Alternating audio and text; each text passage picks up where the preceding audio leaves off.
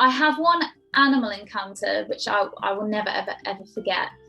And this was when I was in Kenya and I was searching for black rhinos. Obviously, that was my study species. And this one morning, we just couldn't find any. They were just hiding from us. And me and my research partner, we drove to the top of this huge hill. It had like this big flat area at the top. And at one side of that hill, there were 3 white rhinos just grazing in the morning. And we drove all the way to the other end of that hill, which was probably like 150 meters or so quite a big distance. And we were just looking through the binoculars to see if we could see some black rhinos. And I got my camera out and I just sat down outside the car, but very close to it. And I just started taking pictures of these white rhinos. And before I know it, they're just sort of edging their way closer, feeding. And I look up and there's this male about 5 meters away from me.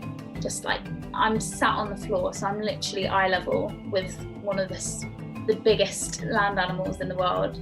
And I need to let you know that I am really good at reading the rhino behavior. So I knew I wasn't in any danger, but I just stayed completely still and looked this animal in the eye for about 30 seconds. And he just gave this big like huff and then turned and walked away. And I was like, oh my God. And it was just incredible, like just the most amazing, nerve-wracking, like wonderful experience that I've ever had, to be that close to a wild rhino and not feel threatened or in danger, and just to be able to observe it and to have him observe me, you know. Yeah, it's just something that I will never ever forget. That's Lara Jackson speaking. She is a wildlife conservationist, photographer, and zoologist. Her mission is to bring awareness to the fact that if we don't act now to protect and save the wildlife of our planet, then in no time we won't have a planet to call home. But as we know, bringing about drastic change often meets backlash. How can we avoid this and convince people to change their ways without attacking them? Because nothing around us is constant except for change. Join us as we search for the answer to this question, as well as learn about Lara's path to wildlife conservation and what wildlife has taught her. This is Life Could Be a Dream. Life could be a dream. Life could be a dream. Do, do, do, shaboom. Life could be a dream. If I could take you up in paradise up above. If you would tell me I'm the only one that you love. Life could be a dream. So thank you firstly for having me on. My name is Lara. I'm a conservation biologist. I dabble in wildlife photography and presenting. So previously, most of my work has actually been in scientific research, and I've been really lucky to study some incredible species. Most of them are critically endangered. So I actually specialize in black rhino feeding ecology. But I've also been really lucky to work in Madagascar with mouse lemurs, in the Belizean rainforests, and with dolphins off the coast of Zanzibar. But now COVID sort of put a spanner in the works for all my plans, and I had to return from Zanzibar to the UK. And I'm sort of trying to give freelance a go now. So I'm trying to work with lots of different charities and organizations, and basically trying to raise awareness for conservation through social media, through wildlife photography, by writing blogs and things like that. So it's actually really interesting, the pathway that I've taken as a result of the pandemic. Wildlife conservation didn't strike Max and I as a very well-known career path. To us, it sounds like something you either see on TV or maybe read about in National Geographic, but not something that, is actually achievable for the average person to go out and do. We wanted to start off by asking Lara if she had always aspired to become a wildlife conservationist since she was young, and if not, how had she actually found out about the career? So I have always loved animals and I've always loved nature, but I actually wanted to be a vet when I was younger. It was sort of the only thing I knew where you could work with animals, basically. And so for my entire childhood, I was gearing up to going into veterinary science. And when I was doing my A-levels, so it's the exams we take when we're 17, 18, I decided to drop chemistry. I hated it so much, and I didn't have a very good teacher. And unfortunately, that just closed a lot of doors to me. You can't actually get into many uni degrees or uni courses doing veterinary science without a chemistry A-level. So I sort of had to rethink my options, but I didn't even know you could work in conservation until I found out about zoology. And as soon as I did, I just knew that that was the right pathway for me. And I'm so glad that I've gone down this route, because honestly, I think it's just the best thing for me in terms of being able to travel and like see all these amazing places and meet all these amazing people and work with these incredible animals. And I would never have had those opportunities if I'd become a vet. So it all worked out for the best. So where did you go to university? Yeah, so I went to the University of Southampton and I did my undergraduate degree in zoology. And then I stayed on and I did a master's of research in wildlife conservation. Did you do any research or did you travel a lot when you were in university? Yeah, I was really lucky in that my uni offered quite a few field trips. So I think in my first year, I had a field trip to Spain, where we did lots of really cool modules. In my second year, I think I had a field trip in the UK itself, but that was still really cool to get to go to different places. My third year, I was really lucky. I got to go to Belize for a tropical ecology field trip, which was absolutely insane. And I really want to return at some point. And then my master's was where it all kicked off, really, because I did a research master's. So it means that the majority of my study involved a massive research project. And for that, I got to go to Kenya. And that's where I started my studies with black rhinos. And from there, it just sort of carried on. What do you think is the most inspirational sort of travel or research trip that you've done? And can you please explain that experience for us? I think going to Africa really changed my life. Sorry, can you hear my dogs? They're going crazy because I just dropped off a parcel. I think going to Africa changed my life. It's somewhere that I always wanted to go from being tiny, and I've always been fascinated by African wildlife. And then just having the opportunity to go and like actually see everything firsthand. I mean, it's honestly just the most incredible experience, and you can't believe that an animal like an elephant is actually real. And then being able to do the work that I did. So I was doing really important studies around the black rhino. I mean, there's only 5,000 of them left in the wild. So it's really important we find out as much information as we can about them so that we can conserve them effectively. And knowing that my master's study was actually contributing to active conservation efforts was just kind of like groundbreaking for me. It's so rewarding. And I just realized that this was my calling. Like I had to do all I could possible to help conserve these amazing creatures. We were curious to know if Lara had found her calling. And at the time, a Mark Twain quote had popped into my head. The one in which he said, "There are only two important days in your life, the day you're born and the day you realize why." Exactly. So how and when did she know that this was what she was actually meant to do? Yeah, I mean, I don't know whether you ever feel like you actually get to your calling, because where I thought I would be now is so different from like the pathway that I originally thought I would go down when I started studying zoology. I think it took my trip to Africa, which was in my fourth year of university, for me to realize that Africa was the place where I needed to be. Like obviously I find everything else really fascinating, but if anyone gave me all the money in the world to go to a place, it would be Africa every single time. Like I feel such a calling to Africa.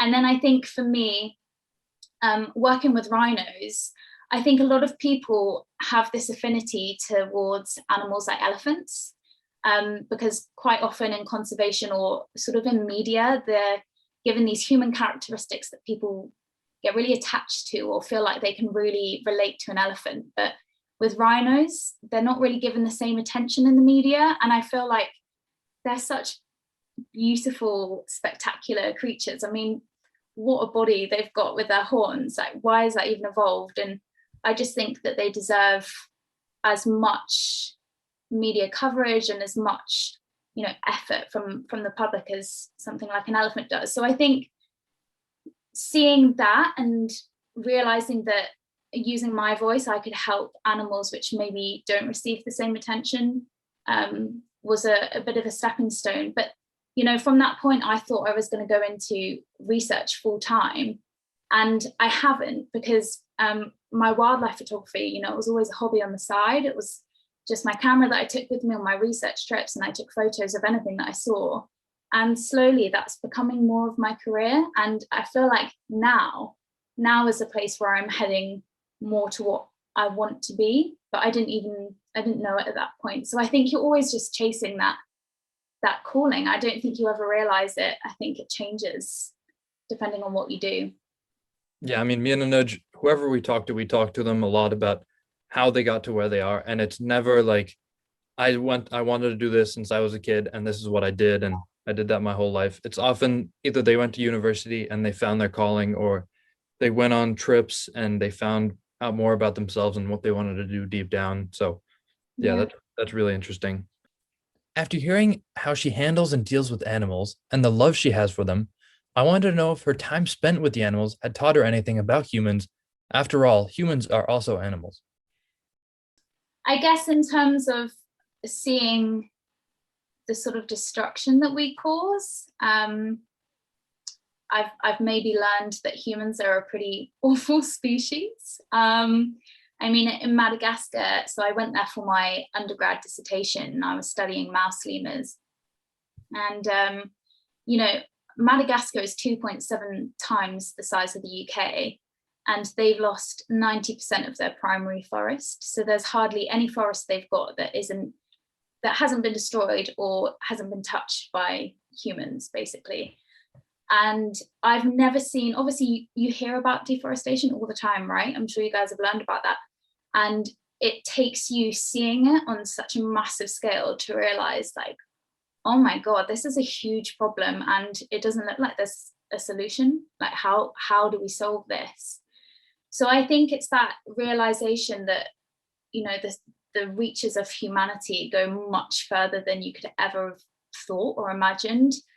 But the other thing I've learned is that humans are amazing. I mean, I have met so many incredible people who work in conservation, and they work tirelessly, you know, such long days, and all they want is to help protect these animals. And I think working in conservation shows the worst of humanity, but it also shows the absolute best. So it's a bit of a paradigm. The more we heard Lara speak, the more we wanted to see instant change. And of course, that isn't possible. But we were curious about whether she thought humans and animals will live together in balance in the foreseeable future. I hope so. I really, really hope so.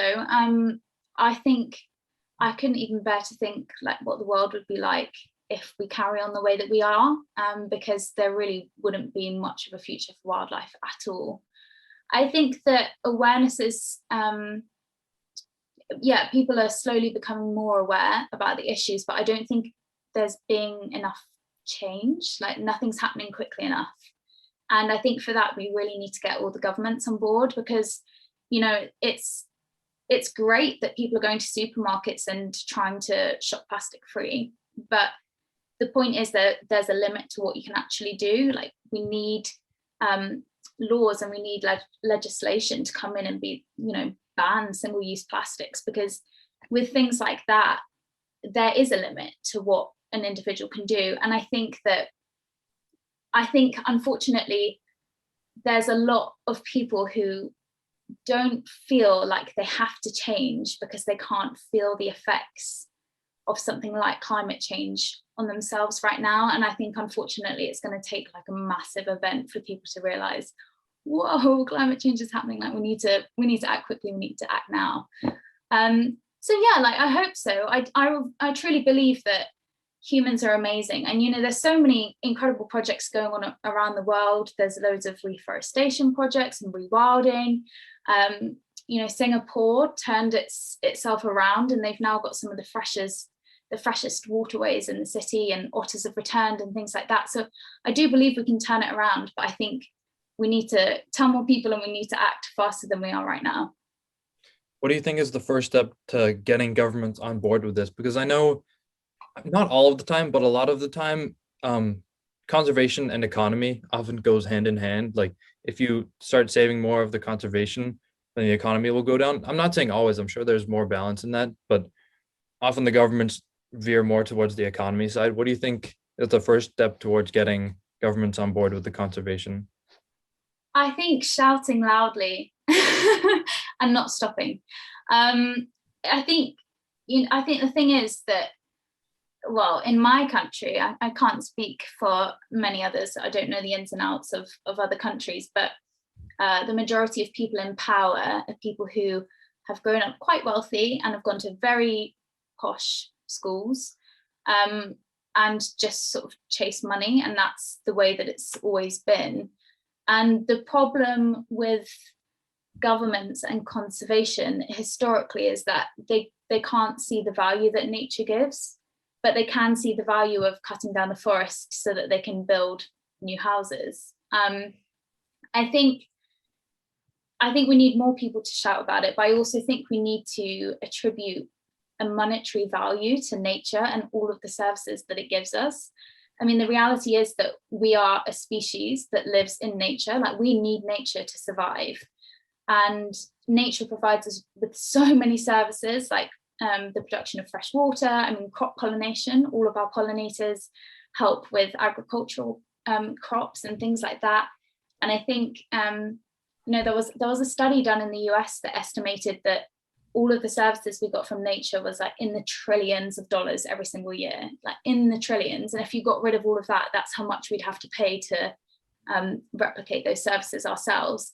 So I think it's just trying to like hammer the message home that if we carry on the way we are, we're gonna have to pay for it, or something's gonna happen, something bad's gonna happen. So yeah, just shouting about it. They can't ignore more and more people who are becoming environmentally aware and eco-conscious. So and does that, like, I'm guessing, like, just hearing you talk about it makes, like, it frustrates me, and I'm sure, like, you must be frustrated all the time. And so, like, is there a way to, like, do you have any advice to get over that frustration?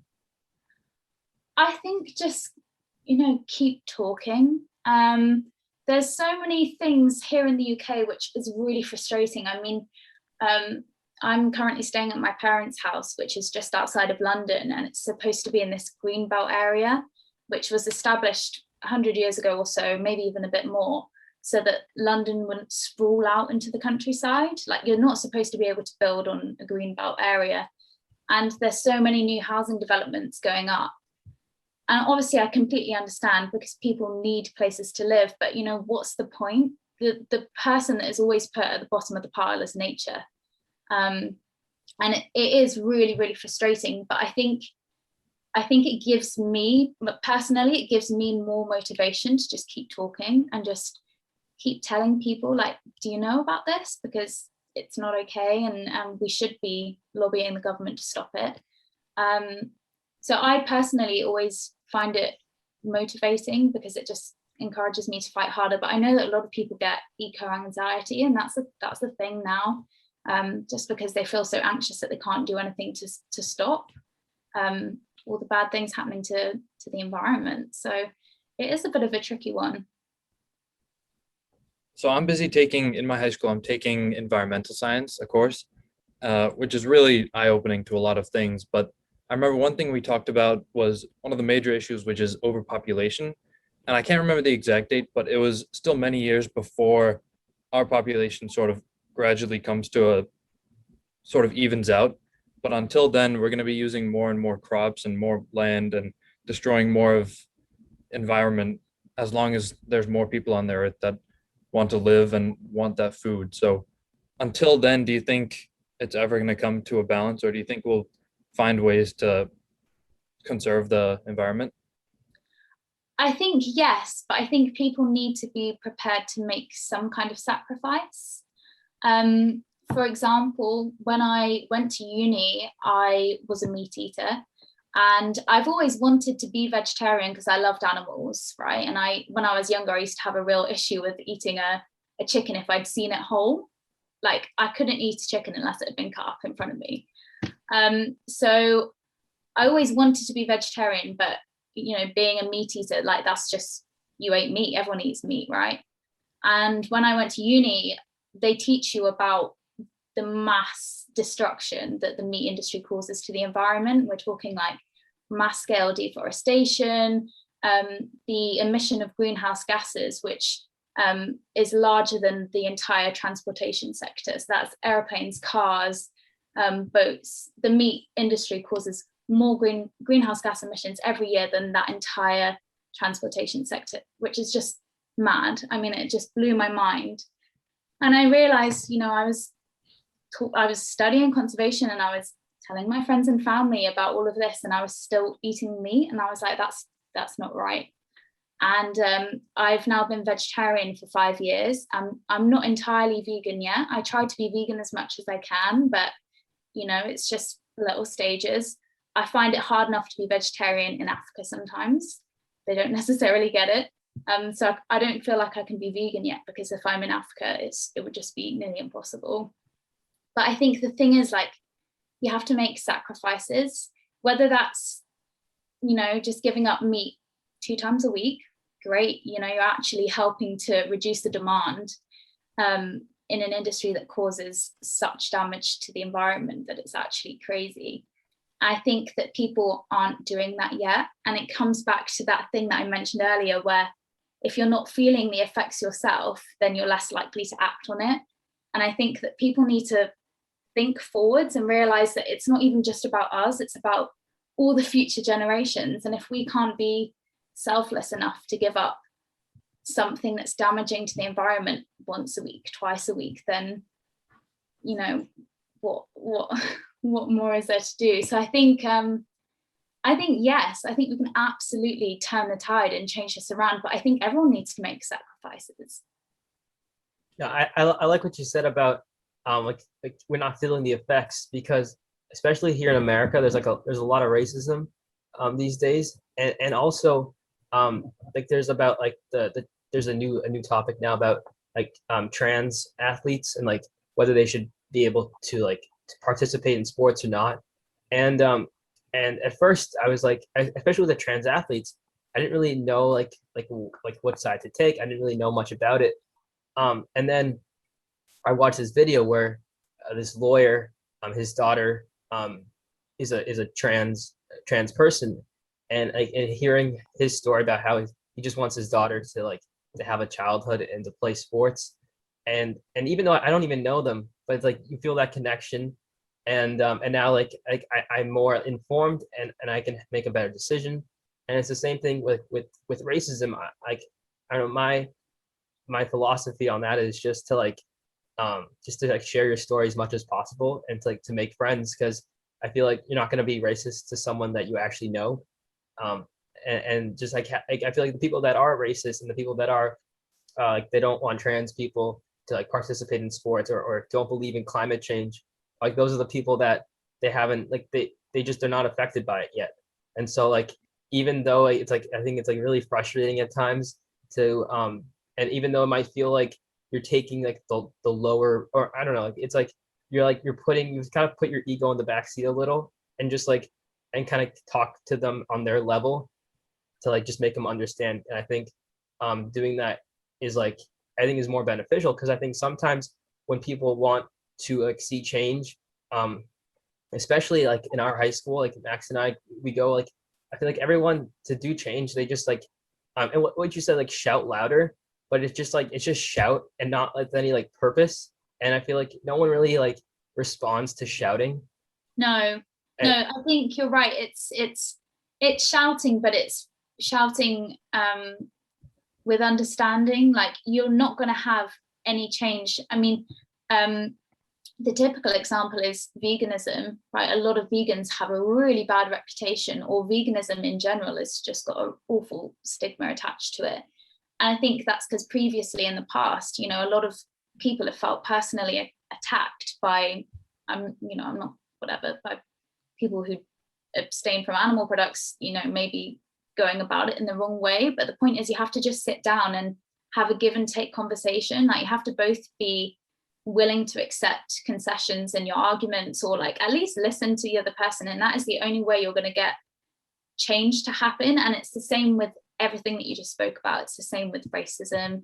It's the same with homophobia. It's, and a lot of it is just lack of exposure and lack of education about those issues. And if we can combat that by just talking about it, opening a discussion platform about it, then I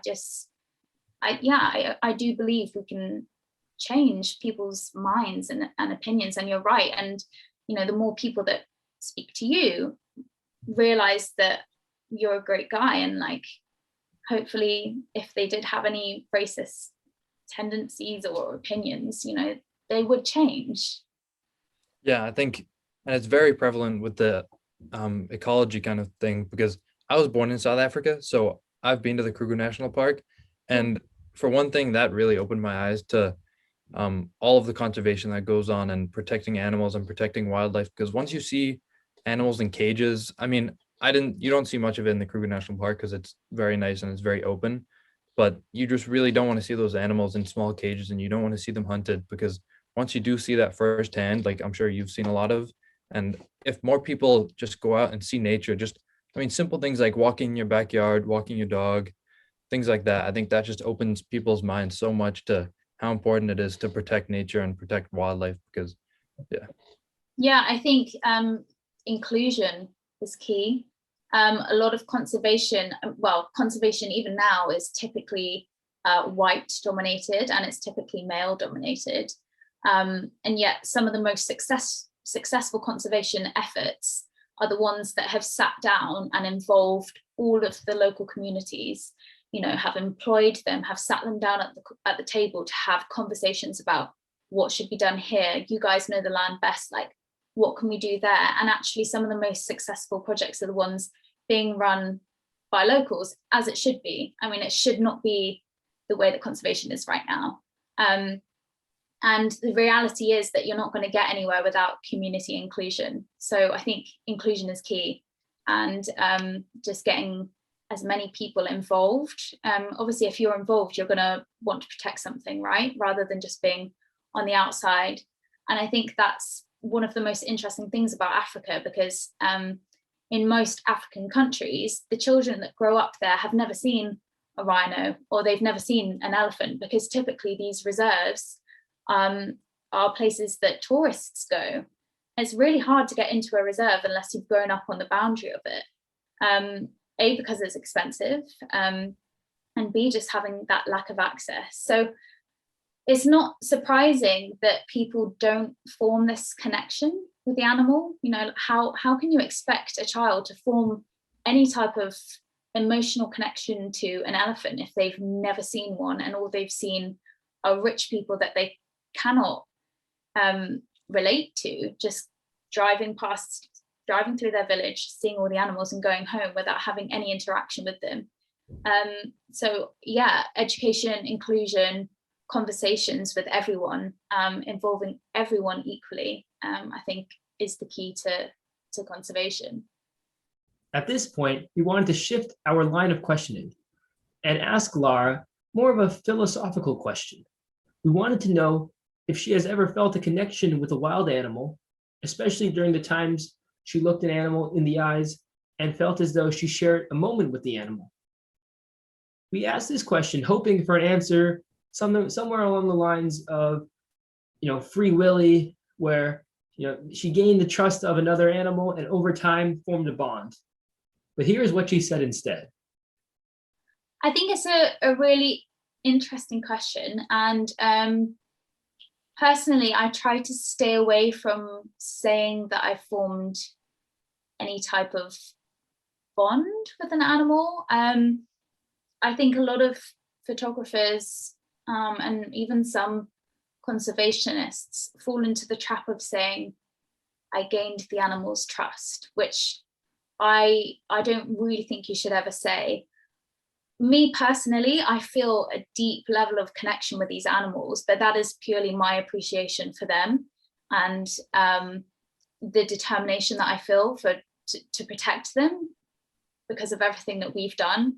And just like, I just feel in awe of them. I just think they are such incredible animals, you know, every single creature that I've ever seen, even an ant, right? Ants are crazy. They're so cool.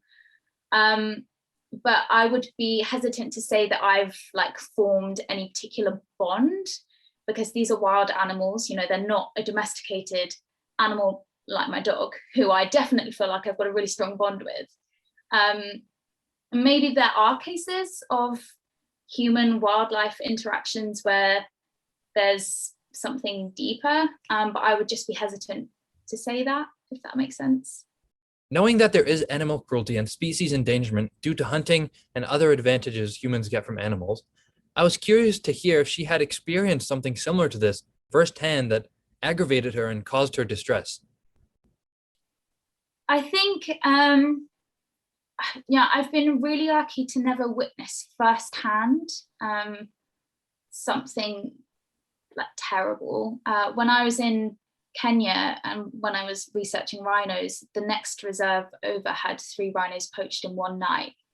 And I remember everyone was just really shocked. It was just so close to home. And luckily, well, obviously not luckily, because the rhinos died, but I didn't see it. And I think I would really struggle if I did. However, I have been in South Africa before, and I have been doing walking safaris, and I've seen snares. I've seen snares that have been set out to try and maybe just trap an antelope for bushmeat, but there's evidence that, you know, a lion was caught in it and things like that. And I think it's just, I think also just seeing rhinos that have had their horns cut off to try and prevent poaching, that really makes me angry, because I just think it's such a shame that we have to intervene to that level because poaching is such an issue. But yeah, I don't feel like I've seen anything that's made me really, really shocked yet, but I'm sure I will. Have you ever talked to anyone that has you have this conversation about conservation and they don't agree with you? Yeah, quite a few people. I think you're always going to get people with differing opinions, no matter what the topic. And I think it's just a case of how you approach those differences. I always try to be really calm and relaxed, and more of but did you think about that? Because this has happened, rather than, what did you know? Blah, blah, blah, blah, blah. But yeah, I mean, all the time. I've even had conversations with people about the fact that animals are not as great as humans, which I disagree with, because on a basic level, we are animals too. So I really struggle with that one, because I also think that just because we can't understand an animal, it doesn't mean that it's not as intelligent or not as sophisticated as us. But yeah, all the time, whatever you do in life, whatever profession you go into, you're always going to have conversations like that, where you're trying to talk about something really important and they don't agree or relate to your opinions. I think that's another reason why the education part is so important, because the more people who are educated on this probably will have similar views to you and us, because most of the science out there shows toward whatever it is, global warming is a very big issue. And I know there are many people, I saw a stat the other day, or this was from 2014, and I think there's a scientists group, I think, and vast majority of them were in favor of global warming, and humans are affecting it negatively. But I think it was some crazy stat, more than about half of Americans don't believe in global warming. So that was sort of crazy to me. And I think education will definitely help that. And I wanted to ask you, so in colleges, I know here at least, basic math subjects are required courses for almost everything that you study for. Even if you study English, you still have to take some math subjects. Do you think it would help, or do you think it should be required for colleges to include a course that talks about everything that we've talked about? So meat production, conservation, wildlife, all those things. Do you think that should be required? Yeah, I think so, because obviously maths is really important, but a lot of the stuff that I learned when I was at school, I'm never ever going to use in my life ever. It would have been better if they'd taught me about mortgages and like the interest that you would pay on a credit card or something like that. This is something that affects everyone. Shouldn't it be on the curriculum? I think it should be something that they introduce at school when you're tiny. I mean, why wouldn't we learn about something, or about the destruction to the environment that we are so reliant on? I mean, we are reliant on nature for our survival. So I don't know why it's overlooked, but it seems to be overlooked everywhere. So yeah, I think it would be really beneficial, and I think they should. Yeah, I agree. I never even thought about that.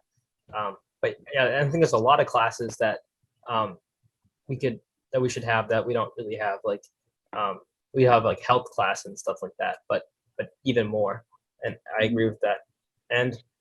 But sorry, I was just going to add, like it's even things like that are completely not related to nature that should be included. I recently saw someone that had done a mental health first aid course, and I just thought, like, wow, how have I never heard of that before? Or how has it never been done before? Because even if you work in an office, right, the majority of people that are suffering there, it will be with a mental health issue as opposed to needing CPR or whatever. There's so many things that our current education system does not cover. Maybe it's the same for you guys, but I feel like they just need to do a complete rehaul and sort it all out. Yeah, I agree. One thing you said that kind of stuck out to me was about like just talking to animals and stuff, like not actually like talking to them, but how like not all animals are completely like you can't really know about all animals. And I always thought about, if we ever found like intelligent life on another planet, chances are there's not going to be looking like us. They're going to be like either like some type of like little, like one cell animal, or they could be like, sometimes I look at like a whale, like a blue whale, and it looks so like, it doesn't even look like anything that I could possibly imagine would exist on this earth.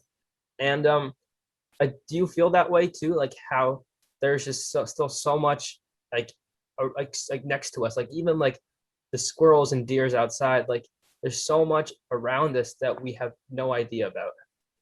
Yeah, I think it's our biggest downfall to believe that we are superior to everything else. And you only need to spend time with a dog to realize that all dogs have individual personalities. So doesn't that mean that everything does? And something that always strikes me when I have an encounter with wildlife is the intelligence that I see in their eyes. And it is crazy. I would never ever want to be on the ground next to a lion, because they are so intelligent. And I think people just think they're big cats that are a bit lazy, they sleep most of the day, and obviously they're dangerous because they can hunt. But I just think we really underestimate wildlife. And even things like an octopus are so intelligent. And if you looked at an octopus, you wouldn't necessarily think it because they look so different to us. But their intelligence levels are off the charts. It's kind of scary, actually. Yeah, no, I agree with the octopus, because I watch a lot of Planet Earth and Blue Planet. And I don't know if you're involved with that, because I saw you on the BBC Earth Instagram too, but and you can tell me if you are, but yeah, the octopus, like how it evades like the reef sharks that are coming in, and like it's amazing. Yeah, no, it is. I'm not. I've done a couple of story takeovers for them, but it's something I'm thinking about trying to work in. So maybe. And another thing you should watch on Netflix is I think it's called My Octopus Teacher. Have you seen that? No. Watch it. Incredible. Okay. I mean, yeah, they just do such an amazing job of showing how intelligent this creature is.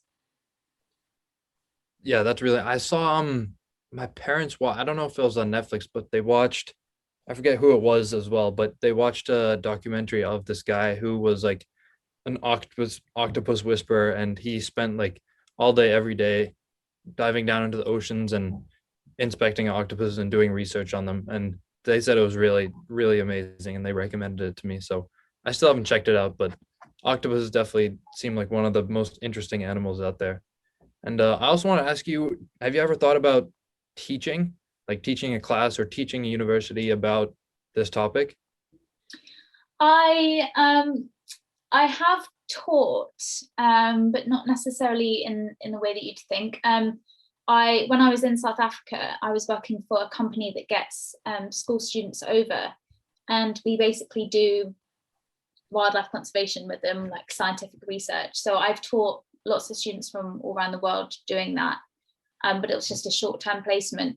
It's definitely something I'm interested in. I really like giving presentations, so I'd love to go into schools and just tell people about it, because at school I didn't know that conservation was a career you could go into.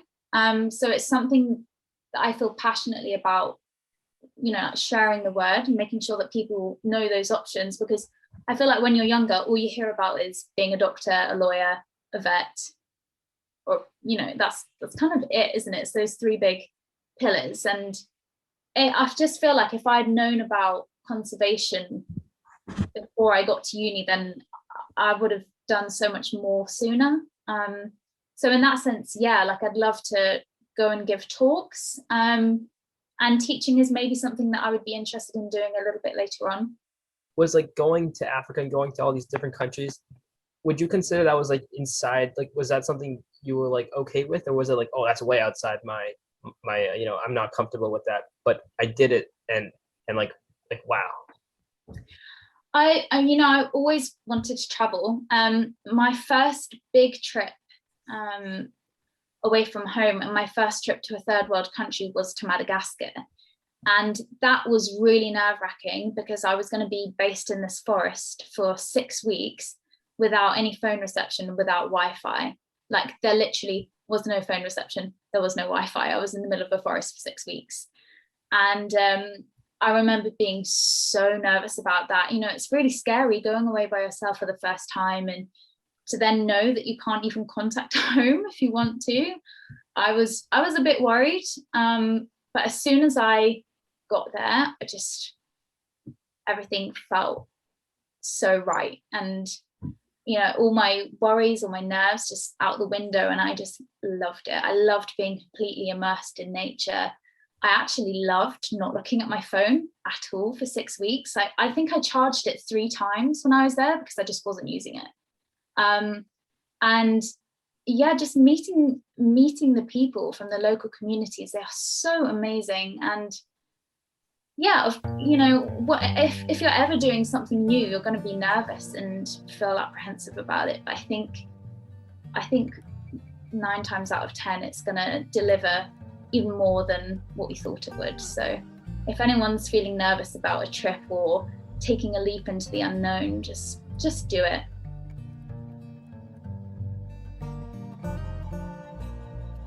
I first wanted to talk about chasing your calling, and Lara is a perfect example of chasing your calling and finding out what you really want to do, because it is pretty difficult in the real world. I mean, no one really knows what they want to do until they find it, if that makes any sense. It's only once you actually get out in the world, take your opportunities, explore a little bit, until you really find what you want to do. And I don't know, it's hard to explain, but you can't think about what you want to do if you don't already know. Yes, Max, I agree. I think what you said in the beginning is very important. I think we can learn a lot from that. I think the reason why we want to restate it is because other people can learn a lot from it too, is that you may think you know what you want, or you may know what you want. But I think taking advantage of opportunities, especially if someone's our age, listening to this, maybe going to college, there's so many opportunities, but I feel like people are always like, oh, I wish I would have taken opportunities. I wish I would have traveled abroad. I think we need to let's do it. It's a little scary at first, like, oh, I might as well just stay in my little cocoon and not leave. But maybe if we do leave, it'll be a little bit more beneficial, and we can find out what we actually want to do. And I think something that's very relevant to this is something that I learned from one of our previous podcasts, and someone said to us, it's very important just to make a decision, because we were talking about we don't know what we want to do because we don't know what we want in life. But I think it's important just to stick with something, and as we talked about, just following your passion and being passionate with everything you do. So I think just making a decision and going along with it, that's the best way to find your calling and find out what you really want to do in life. Yes, Max, I could not have said it better myself. And so one of the last things we want to do before we end the podcast is kind of come back to that first question we asked at the beginning, is, how to bring about change in a way so that we don't attack people. And we discussed it in the podcast with Lara, and it's something we just want to end on. It's just that there's things that we need to change about our world. That's the only way we get better, but there's certain ways about going about change that actually brings change, whether it attacks someone's personality. Like Lara used a vegan example where it's if you're not vegan, you deserve to die. It's well, then no one wants to be vegan. No one wants to join that. But if you're oh, well, did you actually know? You have a conversation with someone. I've actually tried this new product. Beyond Meat burgers. We get them a couple times a week to substitute in for the meats, and it tastes like meat. It smells like meat. It feels like meat, and it actually saves the environment a lot too, because then we don't actually have to rely on cows and stuff. And I don't know, Max, what are your thoughts about that? Yeah, no, I think definitely, we talked about in the podcast how the production of meat uses more fossil fuels and more pollution than all the other sectors of all of transport and all of that combined. And I think that's definitely an important thing. So everyone can make a difference just by eating less meat. But I think in general, people like Lara are the people that are going to change this world. She's so kind, and with her photographs of the wildlife, it shows everyone how beautiful it can be and why we need to protect it. And then she also educates people like us too, and then we can go and educate other people. So I think Lara's definitely a prime example, and she's taught us a lot on how to save the world.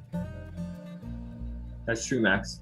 And I think she does, people like that are going to be how we get change. It's not going to be people who are in your face attacking who you are as a person. If you want to bring about change, I don't think attacking people for who they are is a good way about doing that. Even if you think that because they do something, it reflects negatively upon who they are, that's fine. You can think like that, but it doesn't mean you should go out there and attack them, because otherwise you're not going to actually get them to change their ways. And I think she also said that government too, governments have to get in with new laws and maybe make. I think right now the really good the veggie burgers that are really good, Beyond Meat and stuff, right? I think that might be more expensive than real meat. So maybe start making putting laws in place that makes those type of products less expensive, so that maybe average people would see that as a better alternative. I think it's a lot about morals in our society as well. Just the morality of just getting outside more and being in nature, just to experience that. And then once you do experience that, you can be more thankful about it and more appreciative of it, which would just internally cause you to be more turning off the water, showering less, and obviously the meat and all of that. You become more conscious if you're outside and in nature more. Yeah. Yes, Matt. I think that's a good way to end this podcast. And as we end, we have a little bit of an announcement. It's a pretty big announcement, actually. It's that this will be our last episode of season 3, because life is big. We've learned one thing, and to expect the unexpected. And sometimes it works in our favor, and sometimes it doesn't. However, this time, rest assured, it has worked in our favor, and we're going to be starting a new season. And it kind of starts off as, we've been inspired by David Hoffman, someone we spoke to recently, and he's a filmmaker, and our episode with him will be our first episode of season 4. And so I don't want to spoil it too much. We'll leave it at that. But he's inspired us to really elevate our podcast game to the next level, to really take this seriously, and to really give it our 100%, our full go. And not that we have before, we've been really invested in it, but to really push past what we thought we were capable of doing. That's going to be the whole premise of season 4. Yes, we are very excited, and we hope you are too. And just like to thank our listeners, and we'd like to thank Lara for talking to us and giving us a bit of her time. And we hope that you join us on our next season.